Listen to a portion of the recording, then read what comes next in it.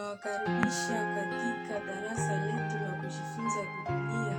Mungu awabariki. Kabla hatujaanza, tufunge macho kwa Mungu. Uhimidiwe Mungu unayeketi mahali pa juu sana. Tunamsifu na kuliinua jina lako, kwani uko mwema. Umetulinda tunapotaka kujifunza neno lako. Utushushie Roho yako Mtakatifu aje atulinde katika jina la Yesu Kristo. Amen. Tunaposoma shairi letu katika kitabu cha Marko 5:5, nitaendesha usomi katika jina la Yesu Kristo. Na mwanamke mmoja mwenye kutoka damu muda wa miaka 12 na kuteswa mengi kwa mikono ya matibabu wengi, amegharamiwa vitu vyote alivyo navyo, kusimfai hata kidogo, bali hali yake ilizidi kuwa mbaya. Aliposikia habari za Yesu, alipita katika mikono kwa nyuma, akaligusa vazi la Yesu. Maana alisema, nikiyagusa mavazi ya Yesu tu nitapona. Tumesikia pale habari ya mama mmoja aliyekuwa mgonjwa muda wa miaka 12.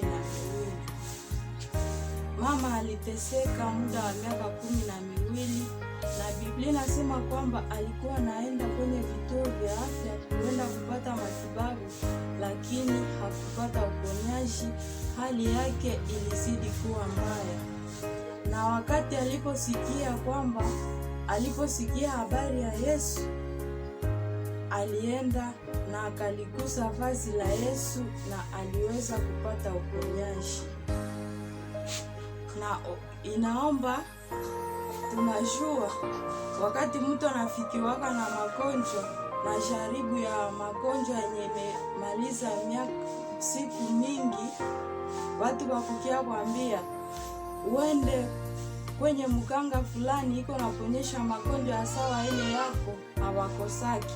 Au group de priere iko fast fulani uende biko naombea watu wanaponyesha watu, hawakosaki.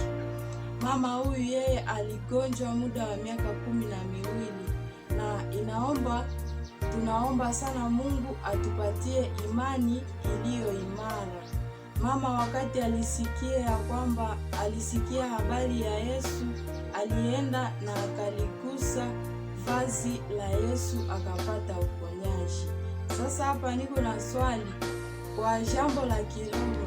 Na wewe ni ugonjwa gani ambao unasikia? Ugonjwa gani ambao umekuvamia ili na wewe uguse vazi la Yesu upate uponyaji?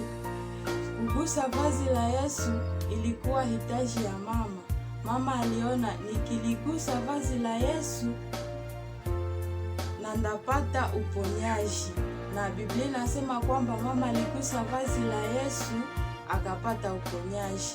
Na wakati Yesu aliona kwamba mtu amemgusa, akauliza wanafunzi yake aseme, mtu amenigusa. Wanafunzi wakashangaa, wakasema, mara hiyo Yesu, na wewe uko naona gisi umati ya watu ni wengi, unazania kwamba nani ndio anapashwa kugusa? Mwanamke wakati alisikia kwamba Yesu amesema mtu amemgusa, alijaa na hofu na akaanza kutetemeka. Mara moja akakuya jikunja kwenye miguu ya Yesu, na Yesu akamwambia, nenda zako, imani yako imekuponya. Sasa na wewe hitaji yako ni nini? Tambua ugonjwa ambao umekuvamia, uje uguse vazi la Yesu, naye atakwambia imani yako imekuponya. Mungu atubariki katika jina la Yesu Kristo. Amen.